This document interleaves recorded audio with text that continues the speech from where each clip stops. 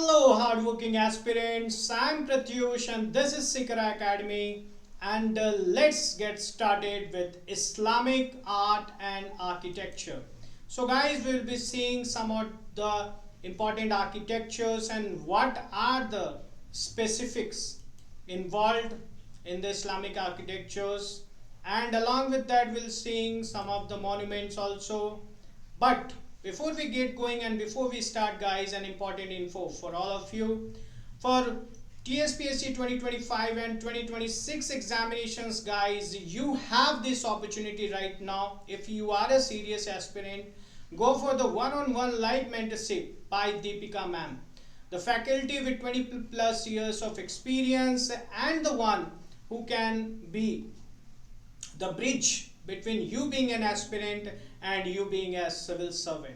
Along with that, guys, we also have TSPSC Group 1 and Group 2 live batches running for free demo classes. Yes, again I say free demo classes. Just need to call on the numbers given below and book your demo classes. If you are satisfied after that, you can get going. So guys, let's come back to our topic today, that is the Islamic art and architecture that emerged in India with the arrivals of the Muslim rulers, beginning with the Delhi Sultanate in the early 13th century, guys. And along with that, we will see when the Mughals come, then there will be a lot of innovations there. But first and foremost, when we talk about the Islamic art, we have already discussed the art while the Vedic period and the Indus Valley civilization period. Then we have seen the Buddhist art and architecture. We saw the Jainism art and architecture. Okay, so now we will seeing this Islamic art and architecture. What will be the difference? Well, guys, the first and major difference that you will find, that you will not find the human figure or the animal figure here, because that is banned in Quran. So you will not find that. Secondly, what you will start to find is geometrical figure. A lot of geometrical figures. Along with that, you will have a good use of calligraphy in place of human figure and animal figures, and floral patterns will be found. And guys, with that we will see the mosque and the tombs, where you will have the both purposes served over here. You will have the secular places and forts also for the same purposes, and emphasis will be on the arches and the domes, the minaret and the mihrab. Okay, we'll be seeing all this in detail, so don't worry. And one important point, the jali works and the use of water. I'll just show you this jali work. It's so beautiful. If you can see, guys, so this is the jali work that we are talking about. Okay, that is something. Then this over here, this blue figure that you see, okay, arabesque, or you can say the geometry patterns that are used over here. And if on the above picture, the topmost picture that you can see on the left side, if you'll see, you can see the calligraphy work which is done very nicely, the calligraphy work. And along with that, you have a floral pattern at the below, and you have the other geometrical designs over there. So these are the main features, guys. These are the main features when we talk about the Islamic art and architecture. Moving ahead, so this again you can see the arches are made over here. This is the arches that you can see. Okay, and here also you see the geometrical patterns. If everywhere you want to see, you see these geometrical patterns being repeated, these geometrical patterns being repeated. So this will be the feature, the main features. So some of the main features when we see, guys, you will have minarets. You'll have these minarets. Then you have these domes over here, if you can see the domes. Okay, along with the minarets and the domes, you will find these places to be very spacious. All these places, when you find the forts, even the mosque, why it is spacious? Because you have a large number of people coming there, and for that you need to have the proper space. Okay, along with that, remember two important features. One will be petra dura. What is this petra dura, guys? It will be the inlaying on walls of the precious gems and stones. Okay, that will be called as petra dura. And we will also see foreshortening technique. What is this foreshortening technique? Just before, if you remember, we saw one pic, not this one but this one. Okay, and in this, especially in this pic, if you see the calligraphy which is done, it is done in that way that you can see it from far. Okay, so that is guys known as the foreshortening technique. Okay, that it will be visible from far also. Well, now let's get going. What was the early Islamic influence in India from 8th to 12th century? Arab traders, as you know guys, and the invaders introduced Islamic elements in Sindh, for example at Debel, and then you have some limited architecture that survived from that period, but still you have the remains of Jama Masjid in Banbhor in modern Pakistan. Okay, we can see this here. This is the Jama Masjid in Banbhor, that's in modern Pakistan now.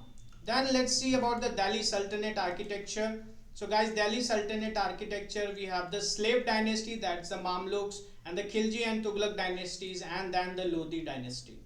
Delhi Sultanate architecture, let's talk about that. That's about the slave dynasty or the Mamluks. So guys, when you talk about it, you should talk about the Qutub Minar. And when you are talking about the Qutub Minar, that's the tallest brick minaret in Delhi. It was started and its ground floor was built by Qutubuddin Aibak. But after that, the next 3 stories were built by Iltutmish, and if you see the topmost stories over there, that were built by Firoz Shah Tughlaq. One more thing in this period, in slave dynasty period, you'll find that already the existing Hindu structures were used. Okay, the idols there were destroyed and then they were used as the mosque or the masjid. You also have one very important of that time, Quwwatul Islam Mosque in Delhi, built using materials from 27 Hindu temples. Okay, so that was a feature back then, that they were using the temples for the masjid. So this is the Quwwatul Islam Mosque, and if you still today go and visit there, you'll find some of the figures destroyed there. Then let's talk about the Khilji and Tughlaq dynasties, development of massive forts and simplified austere styles. You have the Alai Darwaja guys, that was built by Alauddin Khilji. That's the example of decorative Islamic arch. If you can see, this is the arc that they talk about. And the Tughlaqabad fort. The Tughlaqabad fort guys was built by Ghiyasuddin Tughlaq. Okay. Then let's talk about the Lodi dynasty. Use of octagonal tombs. You can see over here. Double domes and garden tombs were used. Sheesh Gumbaz and tomb of Sikandar Lodi in Delhi is an example of it.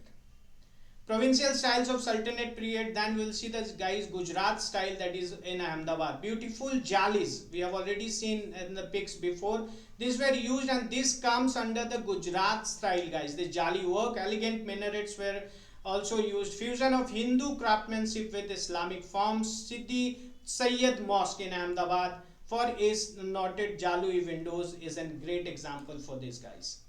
Then we will see Bengal style, use of curved roofs, terracotta bricks and multiple domes. Adina Mosque in Pandua is a great example for this, and you will see Deccan style, use of black basalt arches and Persian influence. Example is Jama Masjid of Gulbarg, Charminar and Hyderabad. Mughal architecture guys, what will be the features of the Mughal architecture? Perfect blend of Persian, Timurid, Indian and Central Asian styles. Emphasis on symmetry, that we have already seen. Charbagh gardens will be there. Calligraphy will be there, and Petra Dora we have already discussed. Use of marble and red sandstones. Babur and Humayun, limited contribution due to instability. You must remember that they were fighting. Humayun especially was fighting against the Sher Shah Suri. But still you will find Humayun's tomb in Delhi, first garden tomb in India that was built. Akbar's period, you will see blend of Hindu and Islamic elements, structures of Fatehpur Sikri, that's Buland Darwaja, Panch Mahal and all. And this is guys Humayun tomb. If you can see, Jahangir in 1605 to 1627, focus on gardens and paintings rather than architecture. Tomb of Itimad ud Daula, that is in Agra, Baby Taj, which is also known as. This was the first use of white marble inlaid with precious stones. Golden age of Mughal architecture. There now you will see guys the symmetry, white marbles and grandeur.